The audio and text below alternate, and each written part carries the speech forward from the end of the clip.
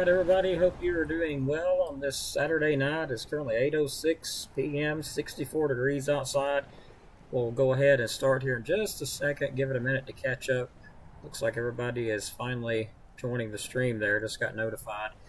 All right, let's go ahead and take a look outside at our ambient weather station. Currently, it's 64 degrees outside. It doesn't feel bad, to be honest. The winds are calm out there. Feels pretty good, other than the pollen is a little bit rough. I've noticed it's a little bit rough pollen-wise lately. I've had some bad allergies. Geraldine Station is showing 52 degrees, but I think there's something wrong with that one because that just don't look right. We're going to say 63 degrees, looks like around Whiten. The one in Geraldine, like I said, I think that's a little bit off. I'm going to say 62 degrees. Something's up with that sensor, I believe. Going on off to the west here toward Albertville, showing 62, in between 62 and 64 degrees. So not too bad. Let's go on down to Boaz, showing 58 degrees. Still not 52, so that sensor's got a little bit of a problem going on there. Hopefully they'll check that out. Langston going into Jackson County, between 62 and 63 degrees across the area. Let's check the wind speed, and also let me turn down that background just a little bit because I can hear it over everything at this point. Turn that down real fast. All right, so let's take a look at them wind speeds. Up in Jackson County, higher elevation is 12 miles per hour. Looks like that is out of the north-northwest. So 12 miles per hour north-northwest. Overall, though, the rest of the area, not a lot. Like kind of calm out there. Some gust in higher elevations up to 10 over there near Guntersville. All those areas. Most areas, though, between a breeze and 1 miles per hour. You know, maybe a little higher than that, but I haven't seen a lot of wind. Rainfall-wise, we haven't had any today, and we do expect some more as we go on. Of course, tomorrow night, especially tomorrow night. We'll look at our sky cams across the area. Let's go ahead and do that, and we will start out here at our station. Just a pretty starry night and lots of bugs flying around, as you can see there. We'll move to our second camera, which is going to be facing the east. That's our tower cam 2 facing east, pretty much the same. Let's move to Boaz. We'll look through Boaz real quick. Sand Mountain Weather Center cameras, and I don't know what that is flying around there, but that's kind of weird. I'll be darned. Sorry, that kind of enthused me a little bit. Anyway, let's move to Kilpatrick. Another Sand Mountain Weather Center camera there, looking good. Some traffic around over the area. Not a lot other than that. Let's move on. Got a lot to talk about.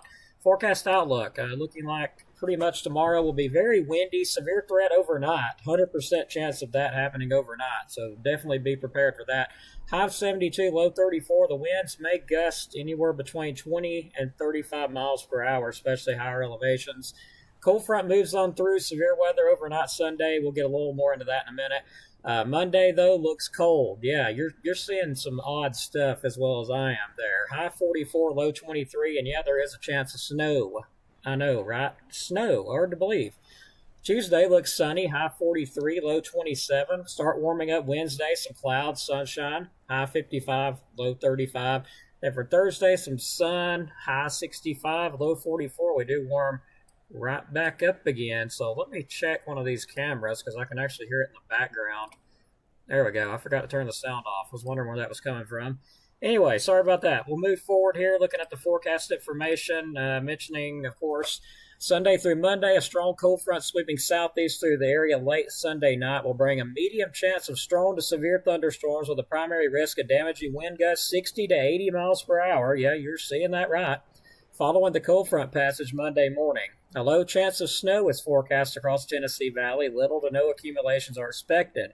Tuesday through Wednesday, there's a high chance of below freezing temperatures Monday night into Tuesday morning, as well as Tuesday night into Wednesday morning, with temperatures dropping into the 20s and wind chills in the teens, and that is thanks to the National Weather Service for that graphic there. We'll move on to tomorrow. Let's start getting into specifics here. Wind advisory in effect for tomorrow at 1 p.m. to 1 a.m. Monday, all of North Alabama and southern Middle Tennessee. Sustained winds 15 to 25 miles per hour with peak gusts 35 to 45 miles per hour. Now, the problem with all this wind is going to be all the rain we've just had. We've had 2 inches of rain a few days ago, and the ground's still very saturated. So definitely going to be a problem if we see winds like this, and that's going to cause power outages as well, something that I've been discussing with some of the others in our group. So we're going to have to really keep an eye on those wind threats. Even outside of storms, we could see trees down, power outages if they fall due to those winds. But it doesn't really get any better. Let's look at the Storm Prediction Center's outlook. A pretty much enhanced risk level 3, anywhere from Huntsville slightly east. This includes the western tip of Marshall County and the western portions of Jackson County. Y'all are under a level 3. I know this is a little confusing. The rest of the area east, even Marshall, Jackson, and DeKalb, is under a level 2 slight risk. So even that makes my mind hurt trying to figure that out. So if you're in the further western portions of Marshall County, you're in a level 3, higher risk for damaging winds, tornadoes, etc. If you're in the western portions of Jackson County, same thing. Just a big area there, level 3 risk, higher risk for damaging winds. So let's look at the chart here. Hazards and threats, 60-mile-per-hour wind gust or greater, medium to high chance of that. So we're going to really watch that. That looks like the primary threat. Gusts up to 60 miles per hour, maybe even 70 and 75 miles per hour or higher, possible. Threat for tornadoes is on the low side. It's not as low as the hail threat, I'll say that. The tornado threat is actually higher than the hail threat. But threat for hail, 1 inch in diameter, is low. So keep that in mind. It is a lower threat for hail, better threat for tornadoes, really good threat, possibly medium to high threat for damaging winds. And we'll look at the severe categories broke down by the Storm Predictions, National Weather Service Huntsville here.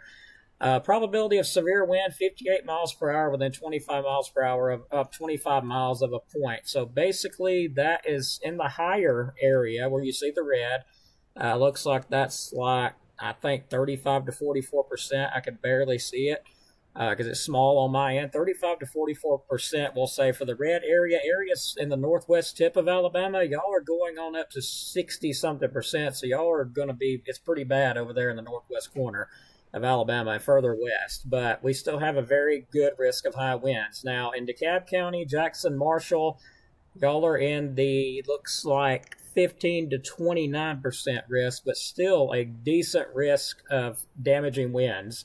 So basically, no matter where you're at in North Alabama, you've got a threat of some excessive damaging winds. And this is looking like a Dur Echo event, regardless of how many people's been arguing with me about it today. I've already had this discussion with our local EMA. So yes, I have already had this discussion, and they think the same thing. So I'm not the only one talking about it. There's other meteorologists talking. And a Dur Echo is basically a very large line of storms that is producing damaging winds, basically. They can extend up to 400 miles long. So that's what it's looking like, damaging winds.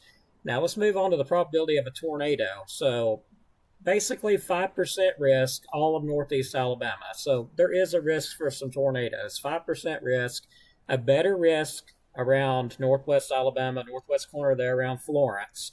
A little bit better risk, about a 16, it looks like a 10 to 14% risk there, but a better risk. So just keep that in mind. Better risk of tornadoes over there. But still, we're in a hatched risk, which means if tornadoes occur, some may become strong. EF2 plus strength. That's what we don't want. And I mentioned damaging winds may exceed 75 miles per hour, so also forgot to mention that. Severe hail, very low threat, pretty much 5 to 10% all of North Alabama. Severe hail, 1 inch plus, chances remain low throughout the entire area. So just keep that in mind. Lower threat of hail, better risk of tornadoes, very high risk of severe wind damage. That's what we're looking at. So the timing. Now, this is subject to change. Northwest Alabama, around Florence, Russellville, earliest start, of course, 7 p.m., but most likely this stuff's going to move in between 8 p.m. and 12 a.m. We'll just save it. 8 p.m. to 12 a.m., Florence, Russellville areas, northwest Alabama. Looks like along I-65 and east Huntsville, Fayetteville, Coleman areas. Looks like between 10 p.m. and 2 a.m. Again, this is subject to change. And northeast Alabama, DeKalb, Jackson, Marshall County, looking like 12 a.m. to 3 a.m., but in Jackson County, y'all may get closer to the 10 p.m. to 2 a.m. time frame. But that's what it's looking like right now. So make sure you stay weather aware and have many ways to receive warnings. Make sure you do that. Make sure you also like and subscribe and share this to make sure everybody else gets it and sees it. So let's move on from that. We've discussed the severe weather. Now, how much rain are we looking at? Looking like close to an inch of rain for northeast Alabama or less, kind of in between there, between now and Monday. So not a ton of rain, but there's going to be a bit of rain with it. Now let's discuss the cold air mass. Now here's the cold front coming on through. Look at them temperatures really dive down behind it. In the 20s, very cold, very cold. That's all you can say. So after the severe weather, be ready for some snow, some cold weather, and it does warm up by Wednesday. But if you'll notice the graphic here and move it on forward as we get further out, looks like we may have another system around the 25th, which will be Wednesday the 25th. So that's something else I want to point out. We may have another cold front move in around then. Oh, I'll be so glad when all that's out of here. Let's look at the temperatures, though. We'll move on to that. Temperature probability outlook, looking like that's valid for the 20th and 24th time frame. We do warm back up, so we go above average temperatures through that time period, and this cold front brings some really dry air into the area too. Very below average percentage of rain, meaning it's more than likely going to be very dry between the 20th and 24th time frame that this is valid for. Now we'll move a little further out, 8 through 14 day temperature probability outlook valid the 22nd and 28th. Above average temperatures, again, we warm back up during that time period. We'll look at the precipitation, well below average chances for rain in North Alabama and Northeast Alabama between the 22nd and 28th. So even that far out, it's looking like it's going to dry us out. According to the models here, it'll dry out. Not a lot of rain expected. So we'll go ahead and wrap our video up here with Mr. Dylan Snyder at Alabama Living Real Estate for all your real estate needs. You can give him a call at 256-979-4330 and check him out on Facebook. And if you're needing to sell a home too, check him out. If you're looking for your new dream car, also RKG Automotive Group, check them out on Facebook, give them a like, and you can call them at 256-323-7323 for more information. So we'll get ready to wrap the video up here, and do we have any questions? Before I do that, we'll be glad to take any questions from anybody. So hello, Brandy. Let's look at the comments. Almost forgot. Just seen one pop up. Let's see where we're at here. And also, if you would like to help us out, we are putting cameras up across the area. So also, yeah, if you'd like to help us out, just let me know. And you can do that by Cash App, CWX. If you'd like to send a contribution for our time and work put in, you can do that. That's the only way we get paid anything is through the donation. So we don't get any, we don't get nothing.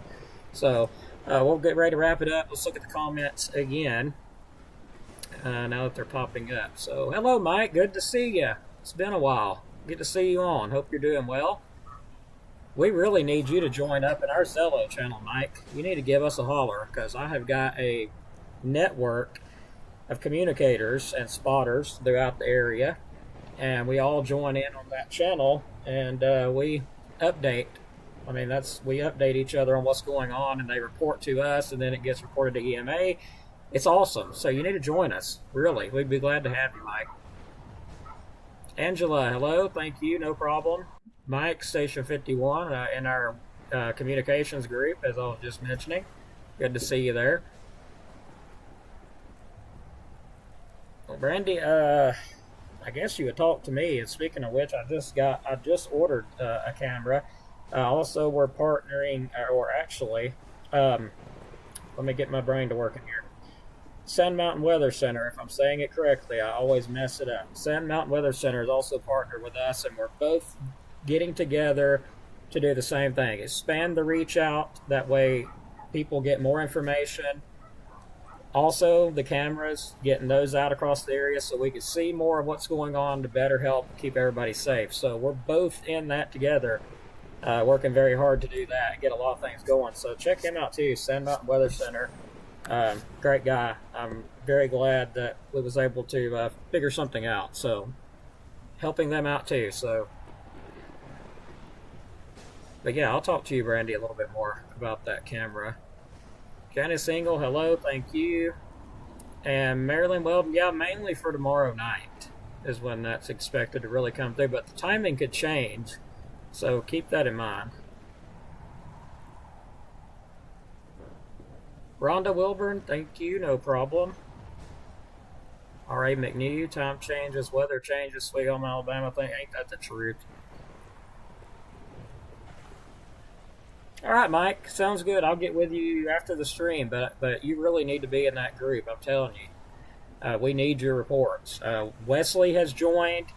There's a few names I can't mention because I hadn't asked their permission, and because who they work with, I can't really. I'm not going to give their names out without their permission. But I do know Wesley has joined us. Brandy Elrod's joined us. Celeste, we've got people all over the area. Let's just say that people everywhere have joined our group and our communications group. From whether they work with fire department, whether they work with emergency management, whatever. They've joined us. So we're all in there together, able to keep Northeast Alabama more informed and more updated. That's what our goal is. Completely volunteer. Completely volunteer. Let's say that. So be glad to have you in there. All right, Marilla Weldon, thank you. No problem. All right, I'm going to get out of here, and Mike, I'll get with you here in just a minute. Sorry, just seeing another comment come up. Wesley is awesome.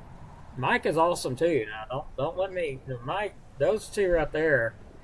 Yeah, they're awesome. They are. They're all of our members are awesome. I mean, they really are. Every one of them's devoting their time. Some of them, even like myself, we go out after all this moves through and we look for stuff. Like if there's damage, if there's trees down, power lines. I mean, we're all out looking for that stuff to call it in to the weather service or to report back here or report back on the radio to whoever we need to report to there to get the information out. So we're doing all that. And I'm going to go ahead and give them a shout out because they do such hard work. And I appreciate them. Adam in Sulphur Springs, he's with Sulphur Springs Fire and Rescue, I believe. Michael's over in Aroni. Celeste is located in Blount County. Tyler is located in Section. Brandy's in Horton. And of course, Josh. Everybody knows Josh Whitcomb, I'm pretty sure. Lacey, Scottsboro, Wesley, Henniger, Phillip, Fort Payne, Vicky, and Coleman, and Ty, I do it every time. Ty, he's located over in Kilpatrick, and he's the one that owns Sand Mountain Weather Center that we're all together working with. So, or rather, he's helping us. Sorry, other way around. We have 12 members on the team, yeah. Well, okay, guys, I'm going to get out of here. Thanks for listening to the Chit Chat. We'll see you on the next update. Make sure you're weather aware, have multiple ways to receive warnings. Mike, I'll be giving you a text here in just a minute. Have a great night, everybody. See you on the next update.